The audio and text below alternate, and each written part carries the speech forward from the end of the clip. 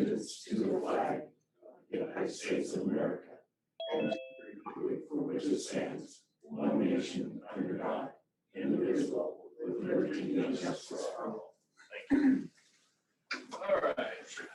First up on the agenda, our county clerk, Colleen Renner, is going to discussion to improve our county wages.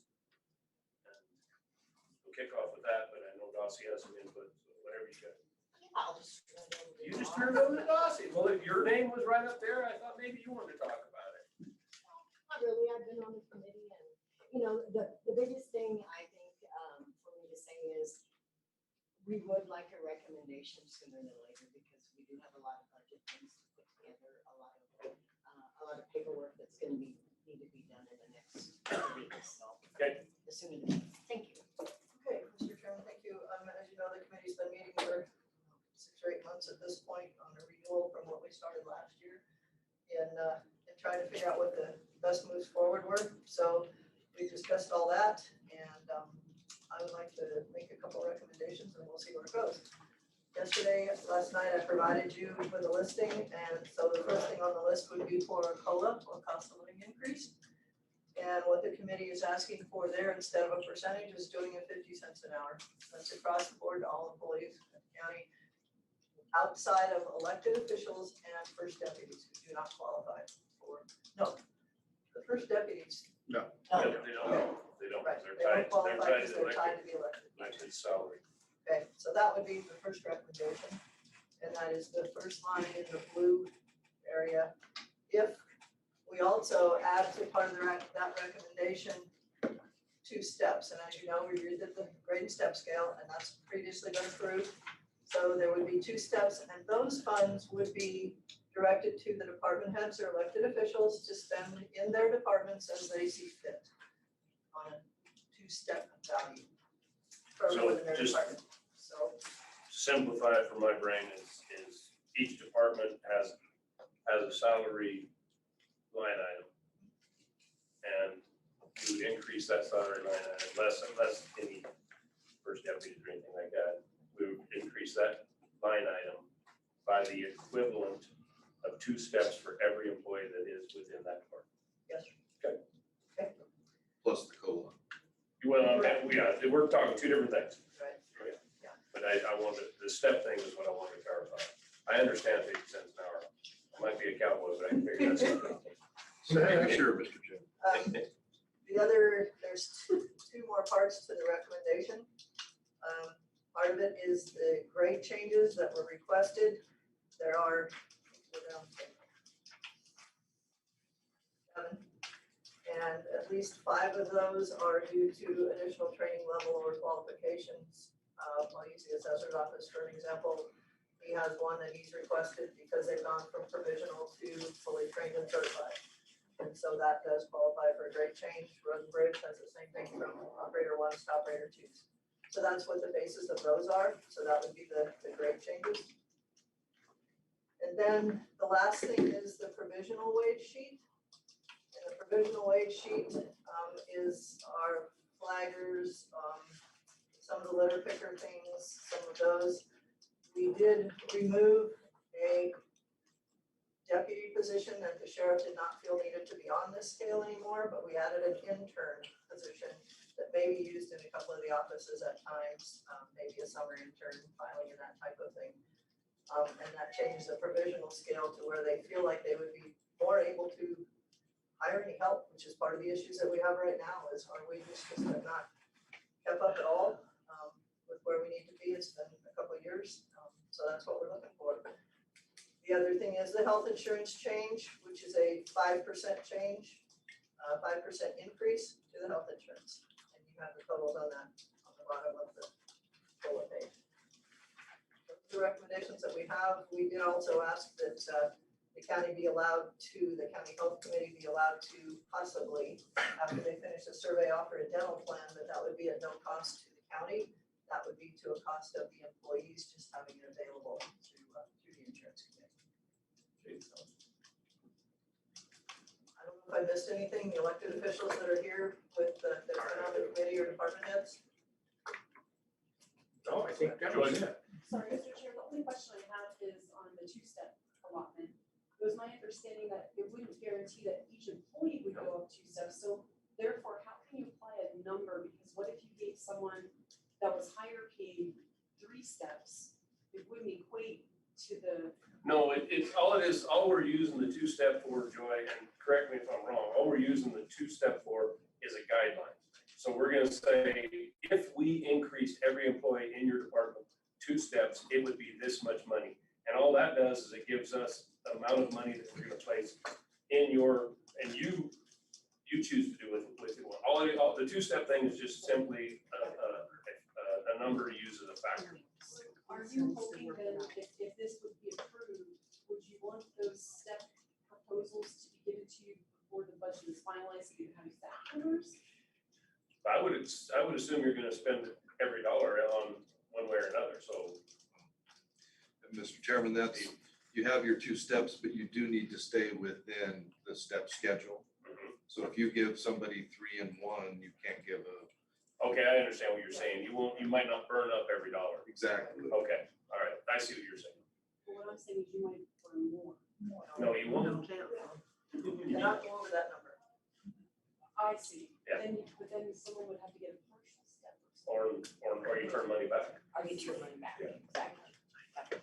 I see where you're coming from. Yeah, it's just, Mr. Chairman, it's just a kind of an estimate guidance, and we'll help you. Payroll will help you put your employees in the steps in the places that you would like. Some departments may turn back a little, some departments, nobody will be allowed to go over the amount. But, so there could be a little bit of turn back. If you don't follow and just go across the board, everybody gets 4 steps. Joy said something about partial step. There's such a thing. No. No. And the reason you stay within the step and grade scale is that's what our program is based on. So when we enter a new employee, we go and we click on the step and grade scale within the payroll system, and it links them, and then every pay period it automatically puts in that dollar amount for that person. Mr. Chairman, I would make one other comment, just the fact that our grade step scale now starts at $11.92 an hour. This would move it to $12.42 an hour, if we do the 50%. So that would be the 50 base. cents. 50% COLA. You said 50%. Oh, You saw some hair going up here going, oh, yeah. Sorry. We were just gonna let it fly. Yeah, but you were. But that does put us at the 1242 for an entry level position, basically. Okay.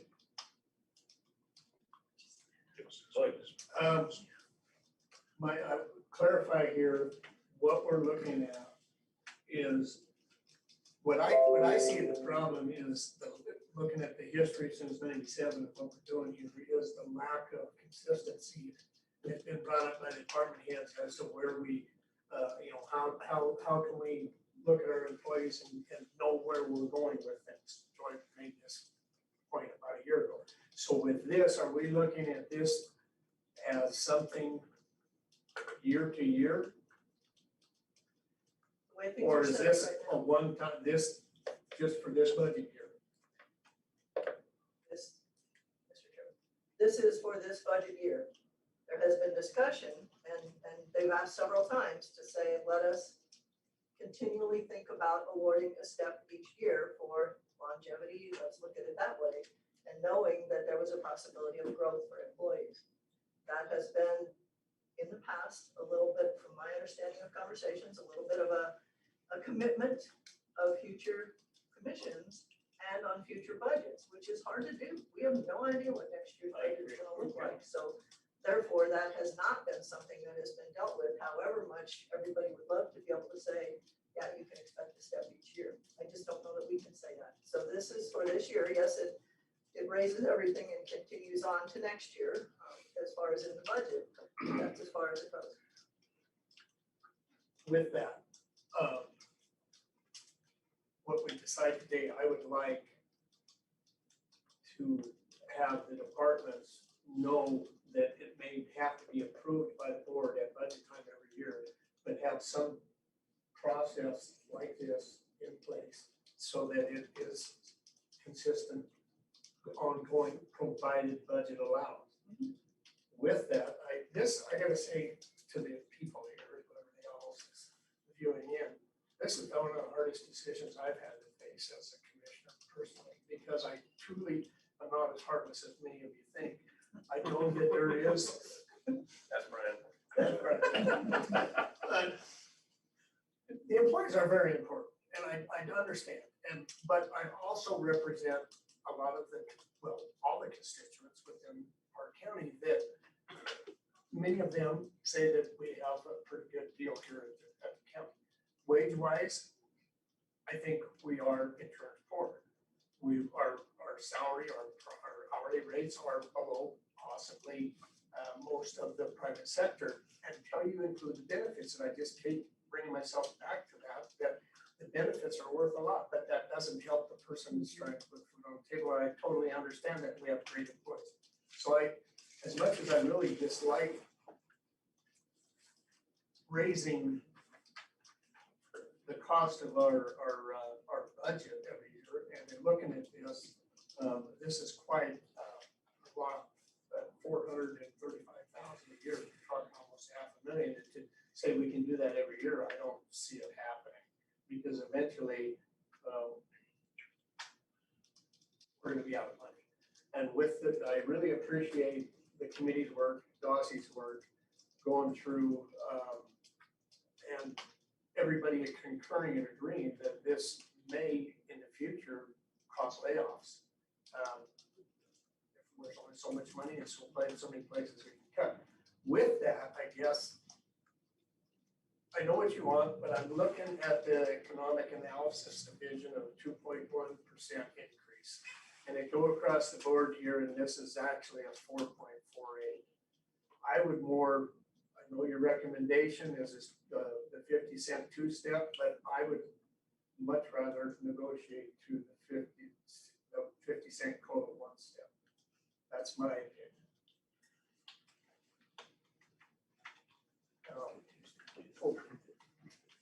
Not set 100%, but I want that input from the other commissioners.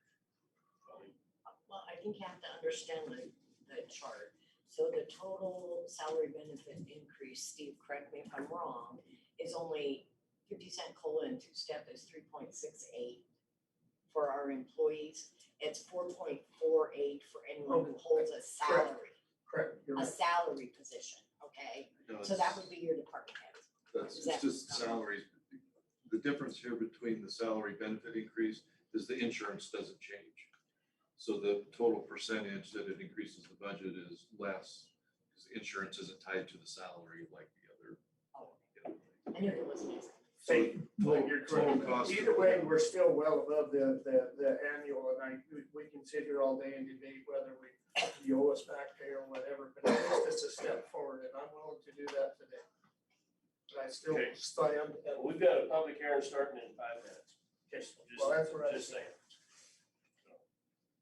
Mr. Chairman, I agree with Lloyd, and of course I don't agree. I know that we're spending a lot of time with department heads, especially with employee retention, and the competition for employees gets tougher and tougher, especially here in Clark County. I think we've got a very limited amount of people that could actually do some of these jobs, or we don't want to get to a point where we're, like we said last time, we were competing with Wendy's, trying to get employees to come in. And I think this is an unknown that we're at right now. We're not sure exactly what kind of employee sources that are going to be available here in the next couple of years. So I think for these people, they spend a lot of time retention or hiring. It'd be a lot better if they were actually doing, the county work besides just worrying about employees. So I understand what the committee has to go through, and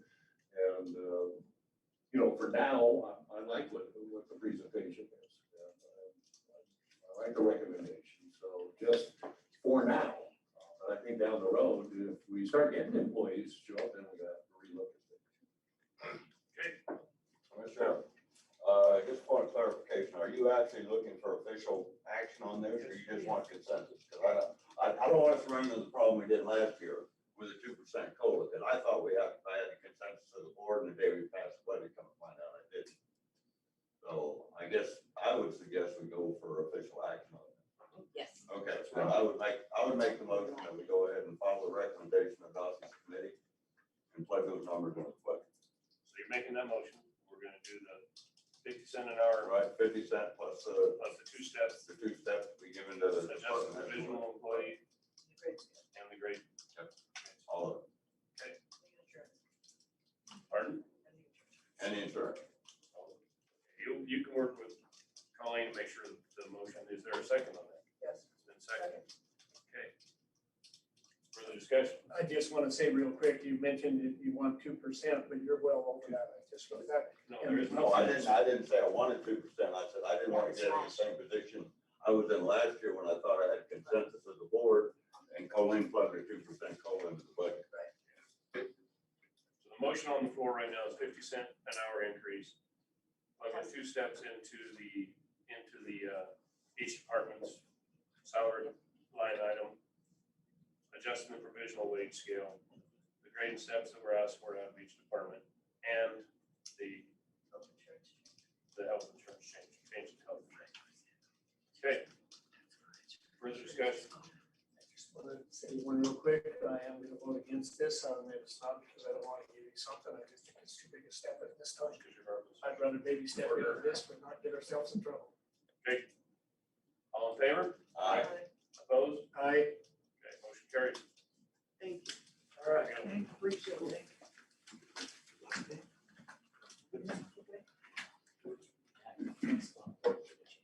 What's that?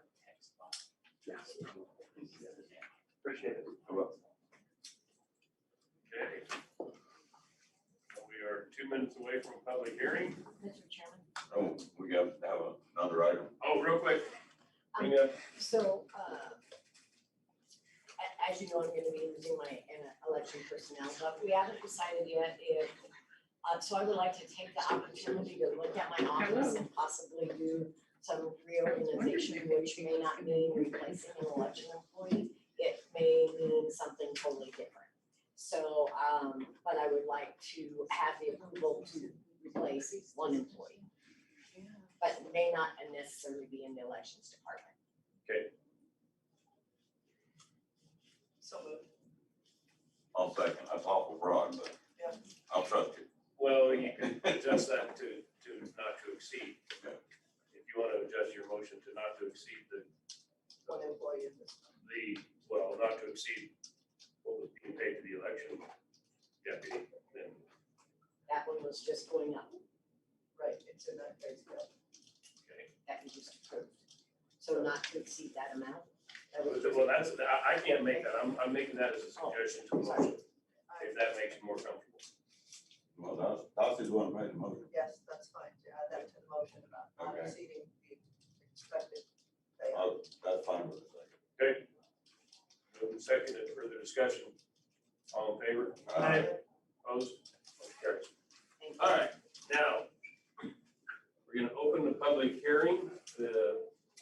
Fred Sauerwein is appealing the planning director Joy Hill's decision on a family exemption and an LUC. You would like to present your case?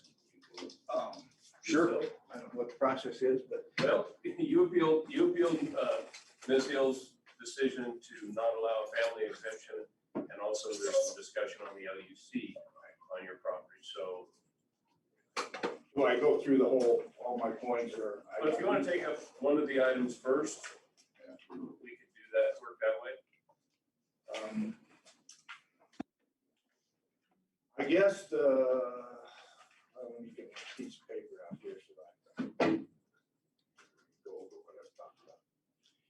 This all kind of came to a head when I talked to the real estate agent about listing the property. And they contacted planning and zoning, and the email that came back to her said that the LUC did not meet the use, wasn't performing use, and had expired, which you can kind of guess how I responded to that.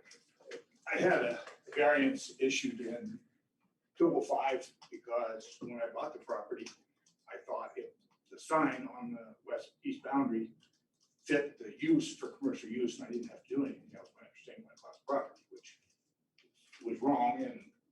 understood that.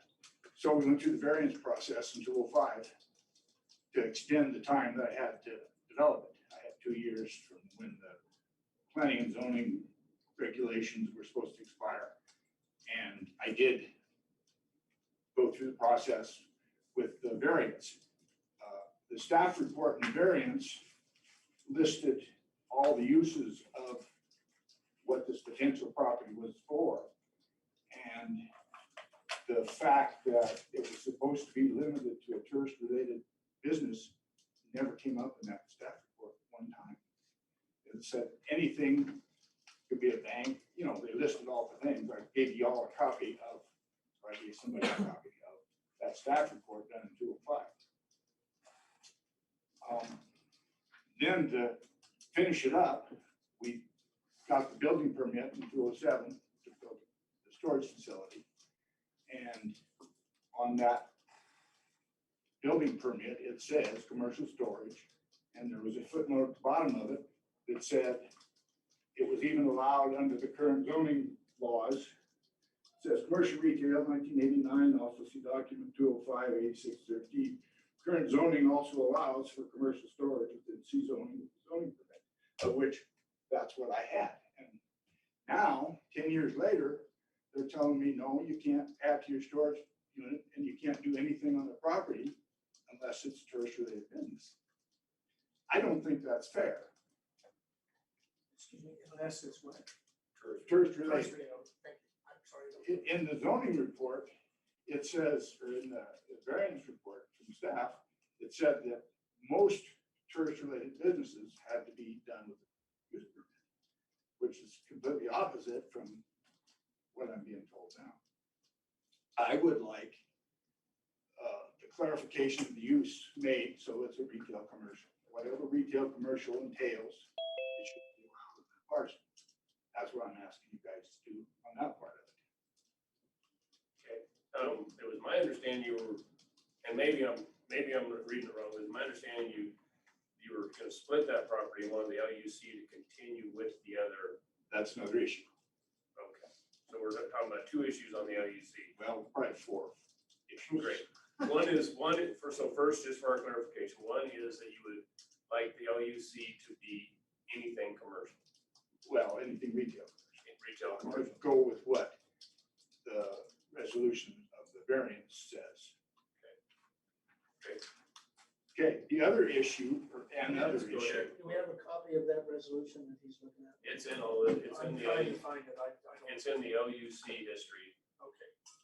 but it's, I tried to find a resolution when 94 was actually made, and it doesn't appear to exist.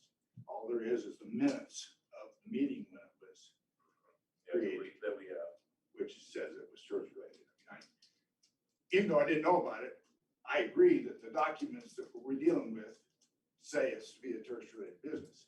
I'm just saying that when the county approved the variance without mentioning it, and they allowed it to be built with the zoning permit, that it kind of overrules what was said way back there. It set precedent, and that's where we should be today. Well, it could also be construed as a one-time variance from what the LUC originally required.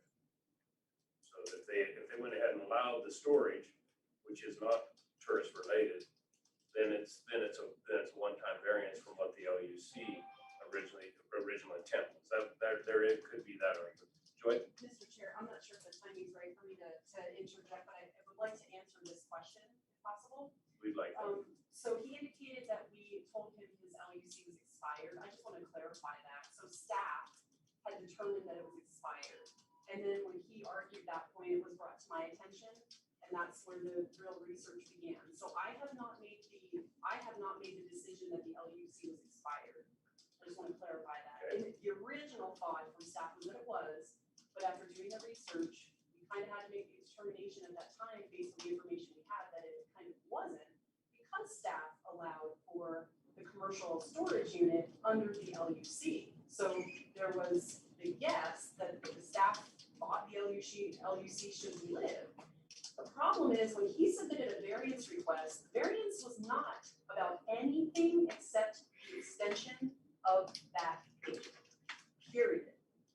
was not to change the designation from tourism-based commercial to general commercial. It was only to extend the expiration date, period.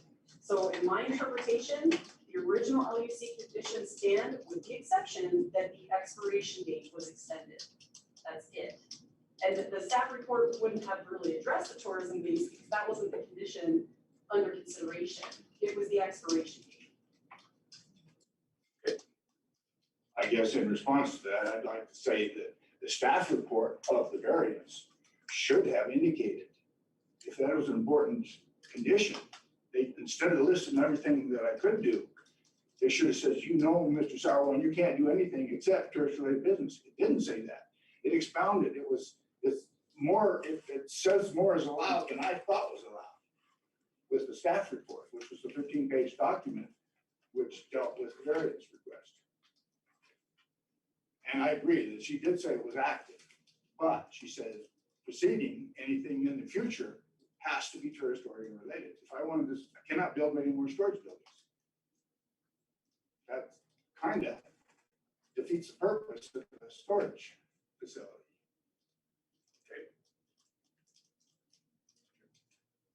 So I'd like to also add that, based upon the regulations, and specifically I'm talking about the 1988 Lakes Implementation Plan, approval of an LUC was based upon the proposal that was given to the Planning and Zoning Commission.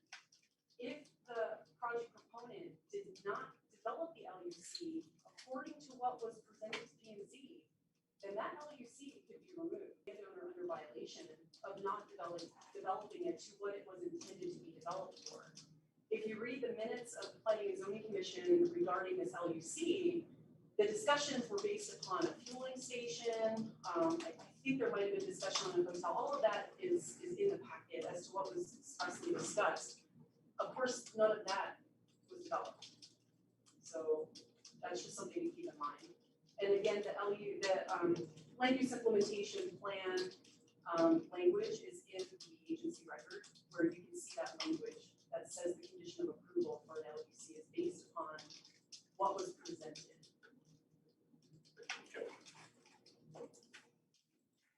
I have nothing to respond to. I was unaware of it. So, of course, ignorance is no excuse lots of times. I'm just saying that when they allowed the storage building, when I applied to have the storage building put up, they should have said, no, Mr. Sauerland, you can't do that. That's not a confirmed use. Somebody should have told me through the variance process or the building process that it wasn't approved use. When you purchased the property, did you have the LUC? Was the LUC part of in the records of the title search? Was it part of when you purchased the property? It wasn't. The documents weren't. Buying it from a family member, you don't do quite as much as you do when you do from somebody else. And I didn't do the due diligence I should have done, or I probably would have uncovered it. I don't know. Okay. My title policy was pretty short, and I know that it didn't say anything about it. It did say it was a commercial property, but it didn't specify that it was only tourist oriented. This tourist oriented thing never came into my head until last June, July, when Angie Gessner got that email. Okay. That's point one on the LUC. Okay. On the another issue on the LUC is I bought the Half Moon parcel of the old highway from the highway department, and got recorded and everything, and went to the assessor's office. The assessor has put that 2.1 acres in with the 15.8 acres of the LUC and has assessed it as commercial. So me, and kind of being a cowboy, I said, well, that's taken care of. I don't have to worry about that anymore. Until now, say, no, that doesn't fit in there. It's a separate parcel. It only goes to where the highway was. So now I've got two parcels here. I can sell both of them because they're all surveyed and everything else. But what I want to do is put it in with the other. Actually, this is a good time to talk about the split I would like to do. This parcel of ground is parts of 2 or 3 lots. they're the old surveys, lot 2, lot 4, lot 5, something. Lot 2 is east of the Logan Mountain Drive, where the commercial building is. I would like to be able to split that off and sell it as an independent parcel. And put the 2.1 acres that I got from the highway department in with the other, and then do a simple subdivision on the remaining 15 acres or 12 acres or something of, well, in order, this brings up the part you said about splitting it off. I was told that if I split it off, it all reverts back to G5. I guess the part that has a commercial building will stay commercial, that you can't build any more storage buildings on, but you can do a tourist-oriented building. So I've got 3.5, 4 acres on this one piece. And what's gonna happen on the rest of it, I don't know. So, Mr. Chair, I've spoken with Mr. Sauerwein about this LUC versus GR5 zoning. And I've explained to him that I truly believe his land would be far more usable under GR5. He could have commercial storage, he can have highway commercial businesses, which are tourist-related businesses, and a host of other things too. I personally think the LUC is limiting him, but I don't know, he's hanging on to the LUC, and I'm not quite sure why. Maybe permitting or something, but honestly, I think the ease of sale and use of the property could benefit from GR5 zoning, which is not limited.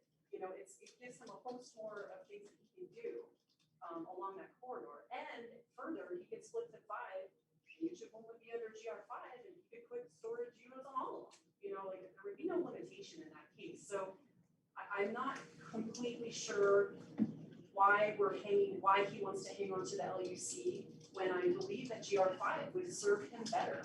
And I would like to comment on the assessment of the property. People get confused. When the assessor's office assigns a classification for taxation purposes, that is not anything to do with zoning. Literally nothing. There's no connection between the two. I understand where the public gets confused with that. But they have to assess based on what use is on the property. And because that whole parcel is one parcel and there is commercial development on it, I assume that's why they have it classified as commercial. But that is not the same as zoning. I have commercial activity in residential zones. So it's totally separate. And I just wanted to address that. The same with the assessor's office will often lump parcels for mapping and taxation purposes, but we go by the deed. So if there's a deed for 15 and there's a deed for 2.1, those are 2 individual parcels until the landowner expressly joins them by a legal instrument such as a deed. So I can't say that that is one parcel just because they're together and the same owner owns them. He has to expressly connect them together to make them a parcel. Right now, they are legally 2 pieces of land. So that's how we use the deed to determine the boundaries. Yeah, go ahead, a point of clarification here. Now, if it's determined that the LUC is valid and still in place, then that property can be used for tourist-oriented business without going through any other process other than getting a building permit, correct?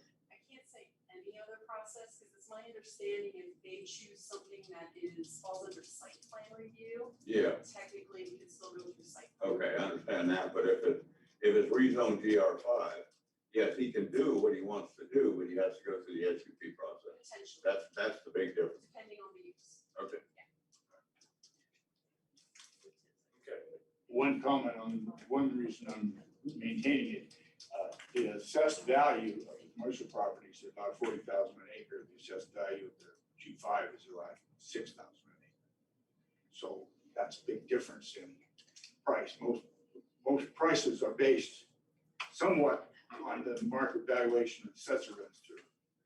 So that's the reason. To me, I've always believed the commercial was much more valuable than G5. Mr. Chair, again, how the assessor evaluates as commercial is completely different than the zoning. Even if you went to GR5, the assessor would still have it classified as commercial. That will not change. Why would the assessor still have it classified? Because the land is being used as commercial Okay, property. that was just Yeah, so the zoning would change, but you can still have commercial uses in GR5. But how the assessor classifies it for taxation, it will stay commercial. That won't change based on the zoning. Zoning does not impact how they classify that land. What she just said then, the 2.1 acres that I got from the highway department should be classified as G5 property, valued as G5 property rather than commercial property, because it's not part of the parcel. But it is, it's for 10 years, it's been classified as worth $40,000 an acre. Mr. Chairman, but I believe that's an issue with the That would be assessor an issue office. with the assessor. Well, not if we put it in with the LUC. If you guys will say it can be part of the LUC, But I see, Mr. Sauerland, you're saying that because they assessed it as commercial for 10 years, it should be able to remain as commercial and come under the LUC.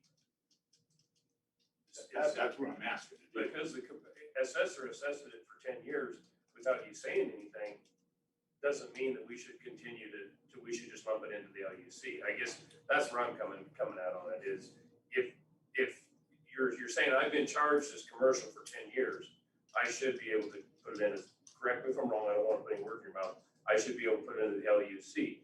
You've been charged commercial for 10 years without any objection from you. You could go to the assessor right now and say, that isn't commercial, and have him adjust it from there. Right, Back down. and if I have to do that, I will. I'm hoping that we All right. can. The reason that piece of ground is there is because they moved the I highway. remember when they moved. And it only made sense to me to include it as part of the parcel. That was always been my intent. I didn't understand there was a problem. And it doesn't make sense to me to sell the 2.1 acres by itself. But if that's what you're telling me I have to do, I guess that's what I'll do. I mean, the property's up for sale. And I'm gonna market it to get me the most money, which I think is a normal. And I just want to say, Mr. Chair, he can join his property. Yep. But the LUC still has to remain with the original description of the LUC, which was north of the highway at that time. And so I don't have the power to change that designation, which is kind of what I tried to explain. Well, the only people that could change that designation would be you. The problem is, we don't have a process for that under our current We regulations. might just have to make one up. You might just have to, yeah, but he can always combine his land. Yes. There's nothing preventing him from doing that. In which case, that 2.1 could very well then be assessed as commercial since it's part of that commercial property. So your contention is that if he wants, and we got a lot of moving parts in this conversation, is that if he wants to, if Mr. Sarwood would like to have the 2.1 to come under the LUC, first he would have to join it with the property that currently holds the LUC. And I'm thinking that would be the only way. We couldn't just give it the LUC because it's sitting next to it and then let it remain as a single parcel, as a separate parcel. That would be my understanding.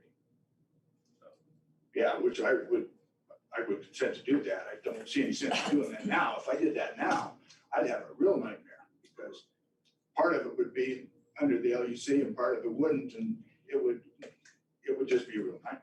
Yeah. If the LUC can be redefined, say it's retail commercial without the limitation, the condition, and the parcel can go to be part of it, and I can split off lot 2, everything would be perfect in my world. Yeah, and I think that's where I was gonna go next. I do believe though his intent is to join the property to split it, which gets us to the subdivision question. And again, staff in 2006 or 2009 had already stated that if this land were split, the LUC would only apply to the part that was already developed. The rest would convert to GR5. Okay. And that's what I was going on. And that's what I'm trying to prevent from happening. I would like to be able to split it into 3 commercial parcels because a 5-acre parcel is a lot more attractive to somebody than a 20-acre parcel.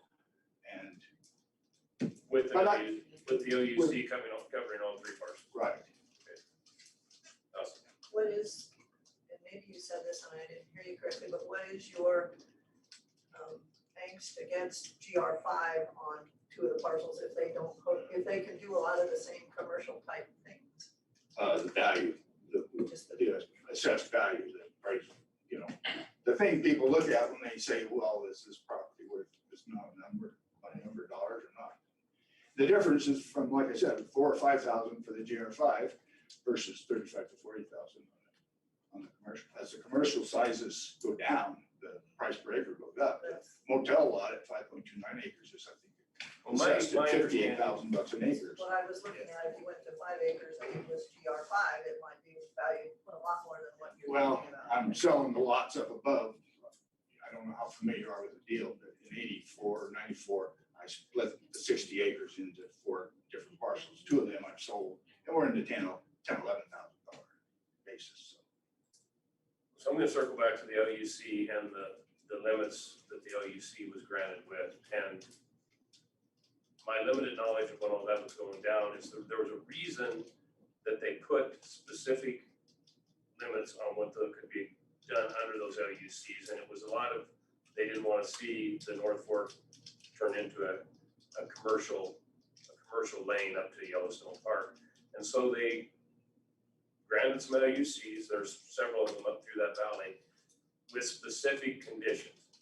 Now, I understand that you came in front of them and you got the permission to build the storage units. But that, in my opinion, was a mistake on the county's part. That LUC was specific to tourist related. I don't know if I want to continue to compound that mistake. I mean, this is an appeal process, decision hasn't been made. I'm just telling you where I'm coming from is I don't know if I want to compound that much mistake by turning it into wide open commercial development, because that was not the intent when the LUC was granted. I guess I'd like to call your attention to then the staff report. Commercial use is allowed by the LUC, retail commercial designation 1980 land use implement plan, which was in effect in 1989, allows all manner of retail commercial activities, banks, other financial services, medical offices, auto sales, grocery stores, equipment rental. Conditional use permit, identical to our present day special use permit, would be required for lodging, restaurants, bars, theaters, fast food restaurants, and a variety of other uses. This paragraph completely contradicts the board meeting when they created the LUC, when they said it can only be tourist-oriented businesses. I find this interesting, and I haven't read that staff report, maybe, I'm not sure ever, the whole thing, but anyway, oftentimes in the staff report, as you know, we will define a zoning classification. We're not saying that everything in there is even allowed, but that's what would be permissible with a permit. What's interesting is that he just mentioned it would all require an SUP anyway. In which case, where are we gaining? If we should be SUPing LUCs, what's the point? Like I say, I think this LUC stuff was an end run around.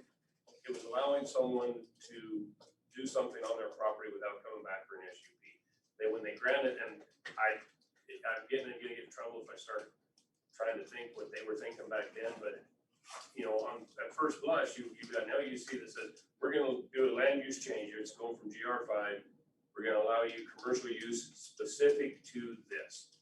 Instead of just saying it's commercial, do whatever you want. Well, it preceded the GR5 stuff. This all was done in Yes, it was. 89, which was before any of the zoning went into effect. Okay. So I don't think that's a valid argument. That's just my opinion. No, and I was just offering mine as well, Mr. Salmon. Okay, I think we've covered all the LUCs, covered splitting off lot 2. We've covered combining the 2.1 acres from YDOT into the other and maintaining the commercial throughout if it gets split up. It might not ever get split up. I don't know. I'm worried about stuff. And the other thing is the family exemptions. I would like to be able to split off. My wife and I own it together. And according to my understanding of the law, she and I can give a lot to her, and she and I can give a lot to me. We can give a lot to my daughter. We can give a lot to my sister, my brother. There's a whole bunch of places there that we can do it. Shorty interpreted the part in the state law that says As long as you're not trying to evade subdivision laws, it's allowed. And she says you're trying to evade subdivision laws. To me, that's what the exemption law is in there for, is to do what I'm wanting to do. Lloyd, go ahead. I don't know if I made this statement yet. I totally disagree with you. The reason for a family exemption was for agriculture, originally agriculture exemptions that has changed over time. It was set aside originally for a family member so that they didn't have to subdivide a farm to split off a small acreage. At least that's my interpretation of the history of that law. So that a sibling or a child of could own a piece of the property without having to go through subdivision. For the reason to use it, and it's very explicit, I researched the family exemption for the purpose of resale is against the rules. Well, it wouldn't necessarily be resale. Now, do people abuse it? Yes. They did recently adjust it, which I feel was even a little lenient. You have to own it for 5 years now. It used to be 1. But that being said, I think the exemption rule was not for subdividing or splitting property for the purpose of resale. And Mr. Sauerland, we have an email from you to Joy that specifically states it will make the upper parcels easier to sell.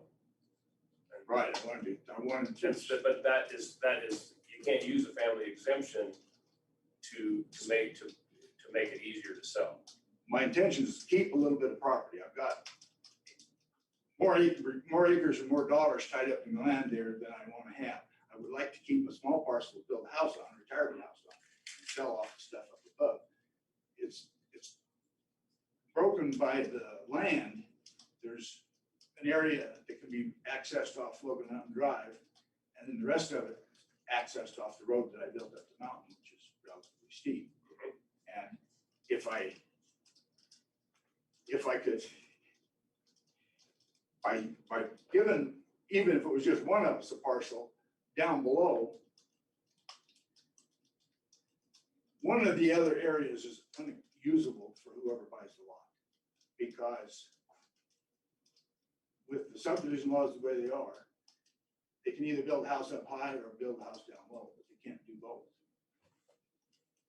If I split off a lot down below from us, we'll have a place for retirement home. We'll own 4 or 5 acres and sell off the balance of it and fund our retirement. I guess this is for either one, but can't that be done through the simple subdivision Or 35 zoning, they're already 20 acre parcels. Okay. They're already non-conforming. Okay.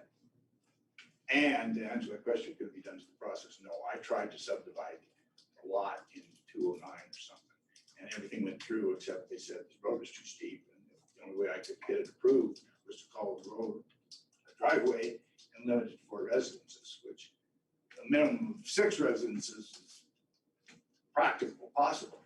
And I just, well, I can't do that, so I abandoned it. And that's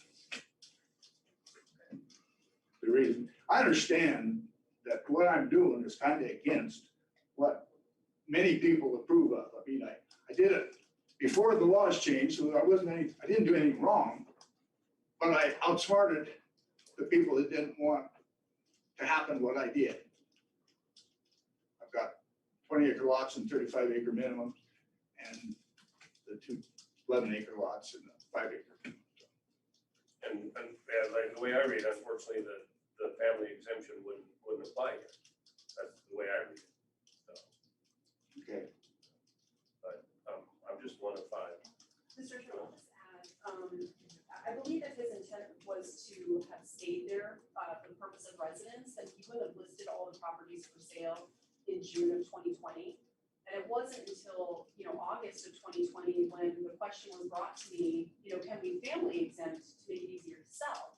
Well, it's obvious if it had sold, we wouldn't be sitting here right now. And one of those lots has since sold. True. Just Well, I'm just saying that are part of this discussion, the southern parcel of the two that are under discussion has already sold. So if the top one sells, we wouldn't be having this discussion right now, because it would be a done deal. So I argue that the intent was not to live there. The intent was to sell from the very beginning. It didn't sell right away. So then we're moving towards, well, how can we either make it easier to sell and so I believe that seems to be the path that was traveled here. I would argue differently if it hadn't been up for sale. But that's just another reason. Okay, Elsie? I'm still confused on one other issue. He's talked about breaking it into three, possibly 3 5-acre, whatever your comment was about those processes. You're telling me that that doesn't fit with the land use plan out there with the size of lots that are to be had. I don't know what he's talking about. If there was a subdivision started out there since 2000, it would have fallen under GR 35 and it would not. Which is 35 acres is the minimum you can break down to. Okay, thank you. That's the upper 2 lots.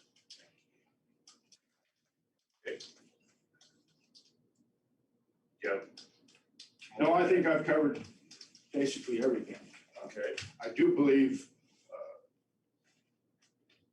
I've got enough land left to do family exemptions, even if the upper lot isn't allowed to do it.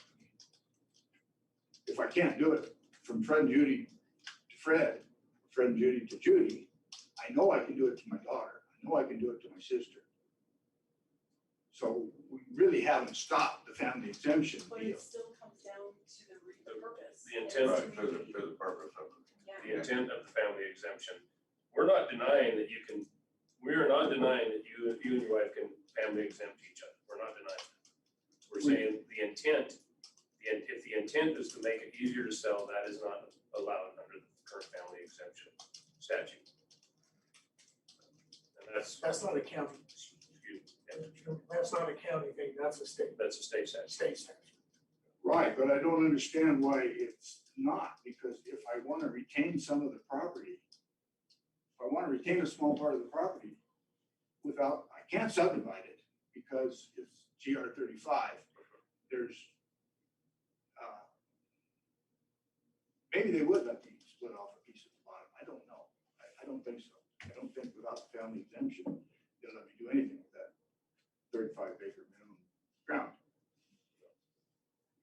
That's my understanding. Joe? Good question, Joy. Would any of those properties in question up there, would it be a candidate for some type of map amendment? The only way you can do a zoning map amendment is if you don't isolate a parcel and just rezone it. So now granted, GR 5 is right next to it, so sometimes that can be a reason for change. Again, that would have to come before you as an official request and zoning map amendment process, and then it would go to P&Z and it would be public hearings. It's certainly something someone can request. And I know where Joe's going, where Commissioner Chilton's going on this, is we've had one of these come before. Actually, almost right across the river from you. But, okay. Well, it's a public hearing. We've got public involved. Do we have any public comment prior to closing the public hearing? I just have one comment, and And your name first, ma'am? my name is Margaret Lohman. Mm-hmm. I'm Fred Sauerwein's niece, actually. I know, Margaret, I just have to say, have that said for the record. Yes. And the only comment I have is concerning the commercial, I guess it's commercial zoning. It's confusing at this point to me, honestly, but I know that piece has always been intended. I mean, one uncle sold it to the other uncle. And so I know, I have always thought my entire life, this is a commercial piece of property. Eventually it's going to end up with something. I live up above it, so it does kind of affect me. I don't object to the commercial aspect, but I do object to my uncle being limited, if that's what is actually happening here, to selling it in one big piece to some really big entity.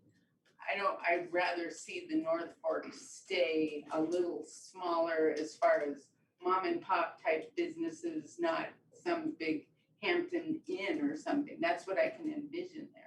And the other thing is that he didn't mention is there's a spring and there's water. And so it's a perfect place to put commercial in that it can be, water is such an issue. So there's enough water for a few commercial entities. And even though I live above it, I don't object to it. So that's my. Thank you, Margaret. Any further public comment? Mr. Chairman, I'll move to close the public hearing. Second. Moving second to close the public hearing. Further discussion? All those in favor? Aye. Motion carries. Mr. Chairman, point of clarification. Now, we're dealing with two separate issues. I believe we are. Okay, one is the LUC and the other would be the family exemption. Yes. Okay, personally, I think I'm in a position to vote one way or the other on the family exemption, but not the LUC part. I would agree. I'm kind of in the same boat. There's a lot of moving parts to this, especially the LUC argument. A lot of questions, further questions I need answered. So I would be hesitant to try and render a decision on that today. Mr. Chairman, that's agreeable with everybody, and that's the way you want to handle two separate issues. I would go ahead and make a motion that we deny the family exemption. We deny his appeal of Joyce's Yeah, his decision on the family exemption. I'll second that. Moving second, is there further discussion? Okay, all those in favor? Aye. Motion carried. Okay. So, I don't know if we want to give a timeline. I would, Mr. Chairman, I believe we have 45 days to make a decision. okay, so we do have a timeline. We're gonna make a decision on the LUC issues within 45 days. Okay.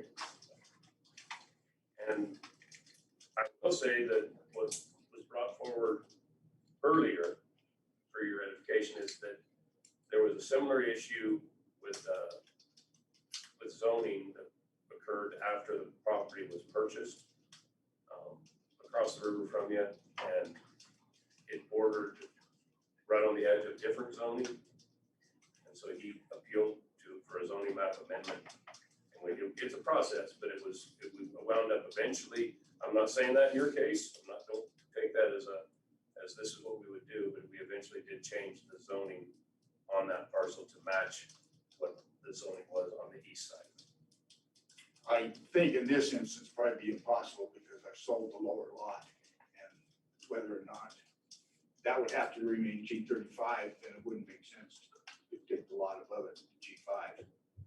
But then you would be able to take it to a smaller size. Well, Mr. Chair, what he's saying though is, again, you can't amend the zoning map for a single parcel Yes. to benefit it, so this parcel is now isolated with other. Oh, parcels. okay, I was thinking it's still bordered. Okay, all right. it's north of the parcel. So Well, we will, like I say, there's a lot of moving parts here. And, well, that's all I can ask is consider it. And, Yeah. I will say, I'm glad you came down in person. That Zoom stuff just doesn't work. I figured that was probably a smart idea. Yeah. It's worth the trip. It's a long trip. But Yep, okay. if you have any other questions, I'll be glad to. Yeah, we need, we will seek further public comment because we've had the public hearing, we've received all the public, if we have to have clarification on something that has already been submitted, we can reach out to you, but we will not accept further comment. All right, Thank you. thank you very much. Thank you very much.